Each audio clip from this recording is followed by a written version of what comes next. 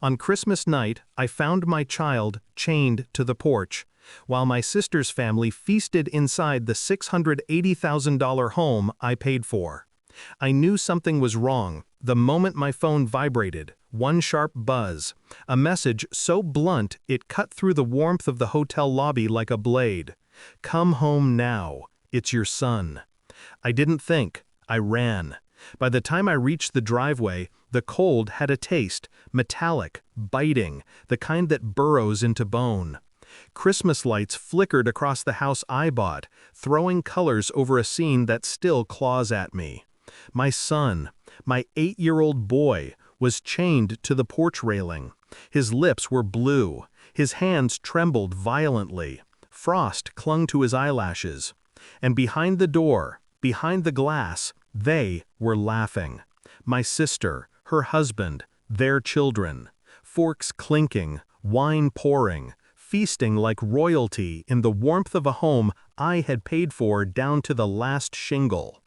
I didn't knock. I didn't shout. I only whispered my son's name as I wrapped him in my coat and felt my heartbeat turn into something hard and cold, something final. Inside, the house smelled of rosemary, citrus glaze, and entitlement. My sister looked up from her chair, eyes widening, not with guilt, but irritation. "You weren't supposed to be back until tomorrow," she said. That was the moment the last thread snapped. She didn't rush to my son. She didn't apologize. She didn't even stand. She just dabbed her mouth with a linen napkin and sighed, as if I had interrupted her holiday. My son clutched my shirt. I could feel the shivers through the fabric. I carried him upstairs without a word, but every footstep felt like loading another round into the chamber. When he finally slept, skin thawing, breath steady, I sat in the dark beside his bed and let the truth settle. They hadn't just crossed a line. They had buried it. It wasn't always like this. She used to be my confidant, my partner in survival. 2 kids raised by storms, promising we'd treat each other better than the world treated us. When her marriage fell apart, I helped her rebuild it. When she couldn't afford a home, I handed her the keys to mine. When I got full custody of my son after the accident, she insisted she didn't mind helping. I believed her. I wanted to believe her more than I wanted boundaries. But the past year had been a slow unraveling. Little comments, little power grabs, little moments where she acted like the house, the authority, the life belonged to her. Every time I confronted it, she cried, and every time she cried, I folded. That night, looking at my son, bruised wrists, damp socks, eyes still red from fear, I realized she'd been counting on that weakness, and she'd been right. Until now. The truth surfaced piece by piece over the next few hours. Neighbors had heard yelling earlier. Her husband had bragged about teaching the boy discipline. Her oldest daughter posted a video online, my son crying on the porch while they joked behind the door. It wasn't a moment of cruelty. It was a culture of it. A culture I had funded, protected, enabled. I felt something inside me shift into place. Quiet, deliberate, steel sharp. Revenge isn't fire. It's architecture. I waited until dawn.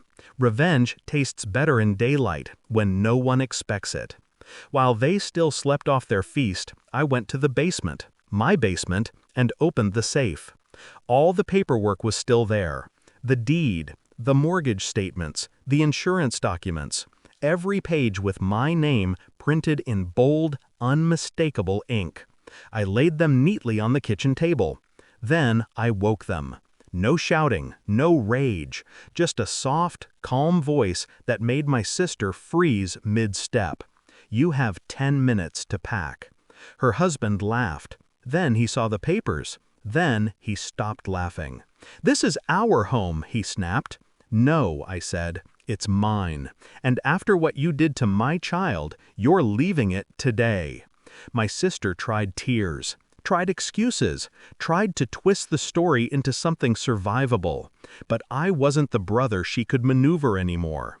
When she realized that, The panic finally broke through her mascara. "You can't do this! You did this!" I watched them scramble, packing bags, grabbing ornaments, arguing with each other as if the collapse was my fault, not their doing. The neighbor who texted me stood at the fence, arms crossed, watching the exodus. I didn't look away. I wanted them to feel the eyes. When they stepped off the porch for the last time, I locked the door behind them. My home again. My son safe. The world realigned. I didn't press charges, not yet. I wanted the silence to haunt them first. But I did file 2 reports, one with CPS, one with the police. Both included the video their daughter posted. Both included photos of my son's wrists. Both included the text message that started it all. They tried to call, tried to bargain, tried to shift blame. I blocked them. Let the law finish what I started. Sometimes justice isn't loud. Sometimes it's the echo.